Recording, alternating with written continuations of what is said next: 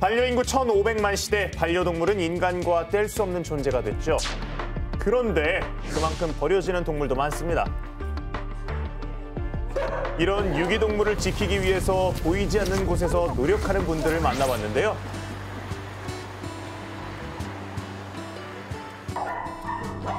이른 아침부터 분주하고 소란스러운 이곳.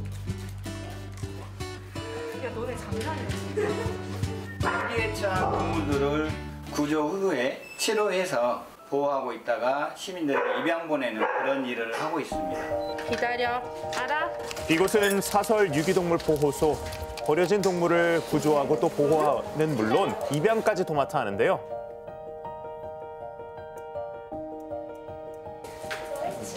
이 보호소엔 다양한 유기동물이 삽니다. 수줍음이 많은 친구부터 사람을 좋아하는 생기 넘치는 친구들, 그리고 아픈 상처를 가지고 들어온 친구들도 있죠. 안 됐고 애들이 근데 생각보다는 밝은 것 같아서 그것도 좀 놀랍고요. 그냥 주인이 생겼으면 좋겠어요. 좋은 가정. 코로나19 이후 집에서 보내는 시간이 많아지면서 급증한 반려동물 입양. 하지만 거리두기가 완화되면서 버려지는 동물이 늘었다는데요.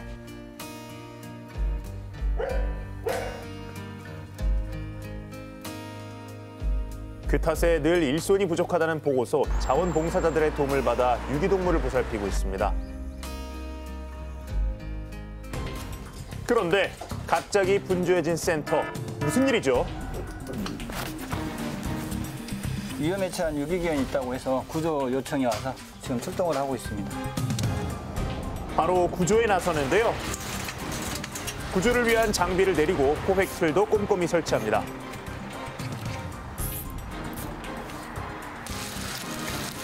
유기견을 유인할 미끼도 잊지 않고요. 제보가 들어온 거는 이 근방에 넓은 반경을 가지고 돌아다니고 있는 하얀 개 한 마리가 있다고 해서 구조하러 왔습니다. 준비를 마친 뒤 주변을 살피는데 이런 경우가 이제 밥자리도 없고 이동선도 잘 모르고 몇 시에 오는지도 잘 모르고 이런 경우가 구조가 진짜 어렵죠. 오래전에 주변에서 발견된 흔적들.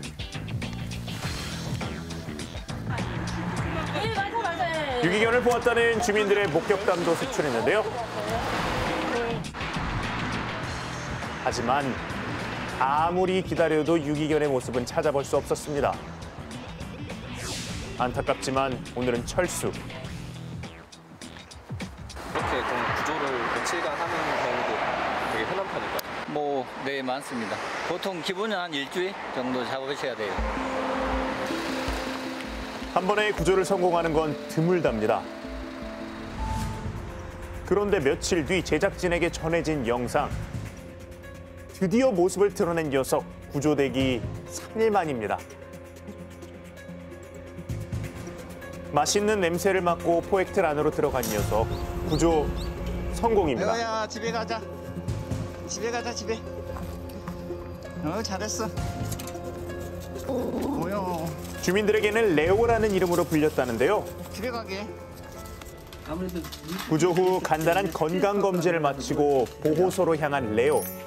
새 가족 품에 안겨 예쁘게 사진도 찍었답니다. 국가에선 이런 유기동물들이 생기지 않도록 반려동물 등록제를 운영하고 있는데요. 동물의 몸에 식별 장치를 다는 거죠. 그러나 추적이 쉽지 않고 고장이 잦아서 실효성이 크지 않답니다. 제도적인 면에서는 강제성이 너무 떨어져요. 지금 반려동물은 하나의 이제 대물로서 재산으로서 관여를 하시다 보니까 처벌하시는 수가 굉장히 낮더라고요. 최근에 과학기술 발전 많이 돼 있잖아요. 그래서 비문이라든가 유전자 등록 같은 것도 지금 사실 국가에서 시험을 하고 있는 걸로 알고 있어요. 이런 것들이 좀 더 개선이 돼서 좀 그 허점 같은 게 좀 막아질 수 있을 것 같아요.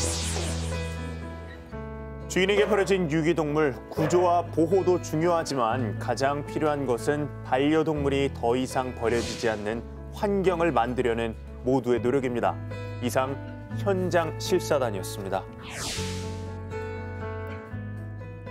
너무 속상하네요. 그러게요. 보는 내내 마음이 좀 짠하다는 네. 생각이 드네요. 근데 이런 일을 좀 예방하기 위해서 도입한 반려동물 등록제가 그렇게 실효성이 크지 않은 모양이에요. 네, 뭐 말씀드리기 좀 정말 가슴이 아프지만 이런 것들이 여러 가지 수치로도 좀 드러납니다. 반려동물 등록 현황을 보시면요. 현재 반려동물로 등록된 동물은 232만 1,701마리입니다. 전체 860만 마리로 추정되는 반려동물 중에서 절반도 되지 않는 수치고요.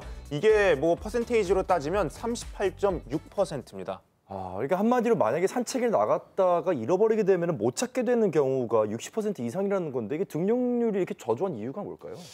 이게 뭐 영상에서도 아까 잠깐 확인을 해봤지만 반려동물 등록제의 처벌 수위가 낮은 것도 있고요. 아직까지 또 이 단속 기간이나 또 이런 기준이 좀 정확하게 마련된 부분이 아니라서 이게 단속이 굉장히 좀 힘들다고 합니다. 제도적으로 좀 많은 개선이 필요하겠다 이런 생각이 들긴 하네요. 네, 맞습니다. 반려동물 등록제가요, 또 적용되는 동물도 굉장히 좀 제한적입니다. 뭐 우리나라 대부분 지역에서 강아지는 당연히 다 되지만 또 반려묘가 되는 것도 그렇게 많지도 않고요. 또 그 외에 반려동물은 이 제도가 적용되지 않고 있어요. 그 외에 반려동물이라면 뭐가 있을까요? 뭐 이게 여러 가지 조사들을 보면 사실 올해가 좀 토끼의 해잖아요. 토끼해죠. 그런데 토끼를 이렇게 반려동물로 키우시는 분들이 굉장히 많은데 버려지는 토끼가 상당히 많다고 합니다. 그래요? 예, 매해 한 300여 마리의 토끼가 좀 버려지고 있다고 해서 토끼도 많이 키우시는군요. 예, 이게 좀 참 가슴 아픈 현실이더라고요. 문제가 많다는 느낌이 점점 드는데 이 지금의 반려동물 등록제를 개선하려면 좀 어떤 개선 상황이 필요하다고 보시나요? 네, 요즘 유기동물에 대해서 관심이 상당히 많으신 것 같습니다. 네. 현재 국내 반려동물 등록제는 한 번 등록하면은 재등록할 필요가 없다라고 합니다. 네. 근데 이제 프랑스 같은 나라에서는 일정 시간이 지나면 반드시 재등록을 해야 되고 갱신해야 되기 때문에 이런 식으로 지속적인 시스템 관리가 필요하지 않나라고 저는 생각을 합니다. 네. 그리고 지자체 반려동물 관련 사람이 얼마나 충분한지도 검토할 때가 된 것 같은데요.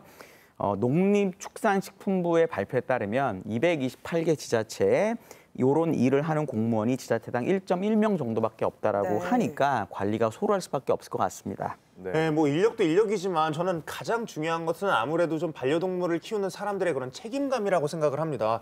뭐 지금도 주위에서 뭐 추위에 떨고 있을 반려동물들을 생각하면 굉장히 가슴이 아파지는데 아무쪼록 늘어난 반려동물 인구만큼 또 성숙한 반려동물 의식까지 함께 성장해 나갔으면 좋겠습니다. 이상 현장 실사단이었습니다. 네, 반려동물들도 다 감정이 있다고 합니다. 그럼요. 정말 한번 버림받으면은 그 반려동물이 생이 끝날 때까지 엄청난 트라우마로 남는다고 하거든요. 네.